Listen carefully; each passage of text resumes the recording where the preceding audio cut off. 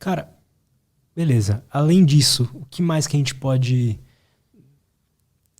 estar incluindo na rotina para deixar o nosso corpo o melhor possível? Exercício físico sem sombra de dúvida. Porque o que acontece? Você foi lá, acordou, fez os seus hábitos do morning routine, aprendeu a ativar a sua mente nos momentos ali que você precisa focar, você já tem um ritual de sono, mas estou ajustando a alimentação, só que a atividade física eu falo que é uma atividade mais cerebral do que propriamente física. Por que eu falo isso?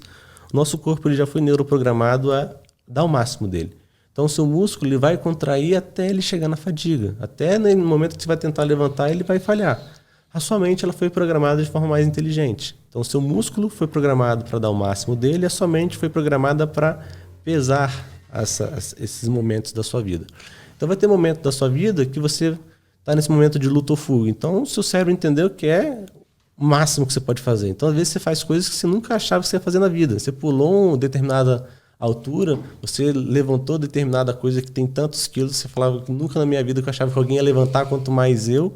Então o seu cérebro ele liga um momento que ele pesa a necessidade daquilo em relação ao custo-benefício de você estar se mantendo vivo. Só que a musculação, o que o seu cérebro fala? É uma atividade ao longo do dia dele. Chega um momento que ele fala assim, não, para, tá gastando muita energia, ele não está vendo recompensa para manter aquilo ali. E você se dedicar a fazer um pouco mais, superar esse limite mental, te faz aumentar esse limiar de dificuldade. Então você treina o que chama de hormese. O que não te mata te fortalece. Em 1888, um biólogo alemão estava estudando 2 colônias de leveduras. E ele falou o seguinte, eu vou fazer um teste, eu vou colocar aqui uma quantidade normal de comida e aqui eu vou colocar uma quantidade maior de comida para ver qual das leveduras aqui se sobressaem mais. E aí ele viu, só que ele não colocou comida. Ele estava mexendo também no seu jardim, tinha arsênio ali. Então ele tinha esse metal tóxico que estava fazendo ali um processo de pesticida no seu jardim. Ele colocou de forma enganada arsênio.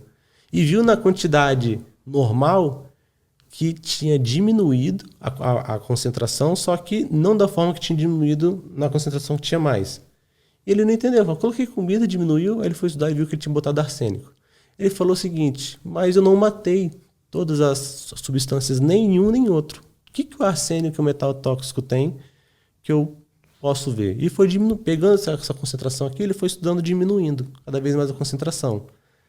E aí ele começou a ver que quanto mais ele diminuía, ele chegava numa fortificação. Então, tipo assim, não, tá desintoxicando, beleza. Só que ele chegou num certo momento que se ele botasse uma quantidade menor, a planta ela ficava mais fraca do que se eu colocasse uma quantidade um pouco maior. Então ele chegou num ponto e falou assim, opa, como é que um metal tóxico, se eu diminuo cada vez mais ele, chega um momento que ele deixa essa levedura mais fraca, ela não se reproduz com tanta força, ele foi estudar isso aqui. No que ele foi estudar, ele entendeu que o que não te mata te fortalece. Ele entendeu o efeito da hormese. Ele criou esse princípio da hormese que ele foi ver que pequenos estressores, agressores em determinadas quantidades, em microdosagens, mas não são, às vezes não são muito pequenas, tem uma dosagem correta, fazem o seu corpo estar cada vez mais forte. É o que o banho gelado faz, é o que a musculação faz. E quando eu falo da musculação, está incluída na rotina, por quê? Você vai fortificando essa via neural, de você estar conseguindo se superar. Porque no nosso cérebro, quando a gente vai começar qualquer tipo de hábito, o seu corpo ele vai fazer um peso. O que ele vai fazer?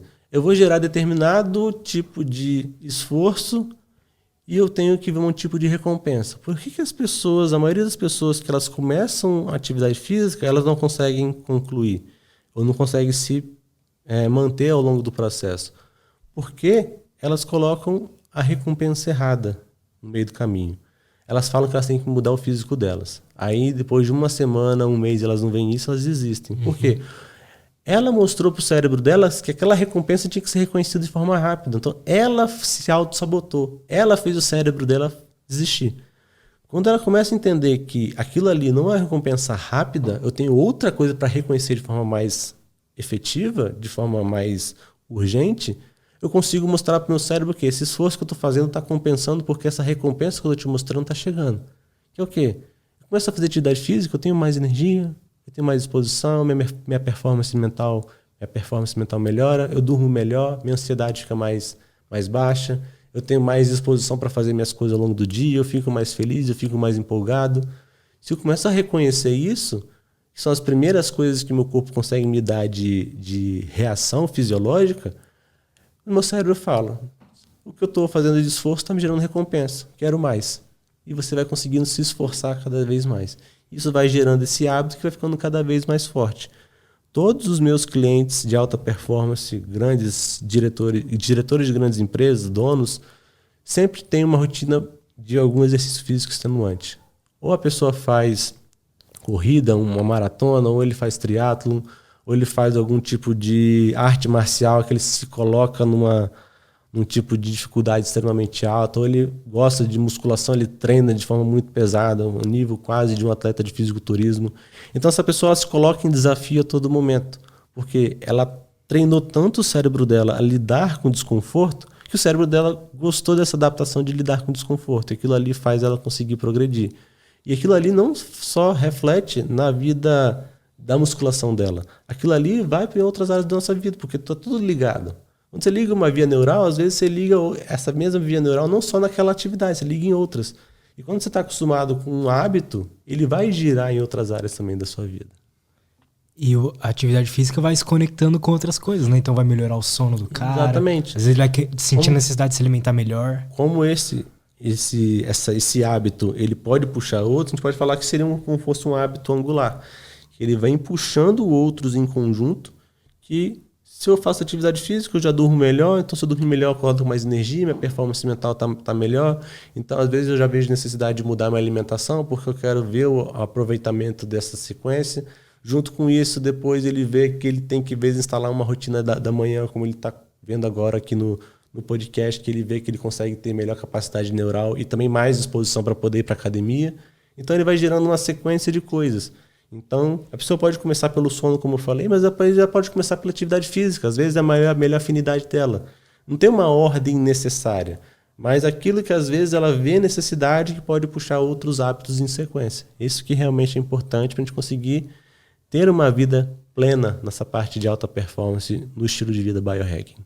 Você diria que desses todos que a gente falou, assim, esse seria o básico bem feito que a gente estava conversando? Seria o básico extremamente bem feito. 20% do esforço que você vai ter no seu dia que vai gerar mais de 80% dos seus resultados.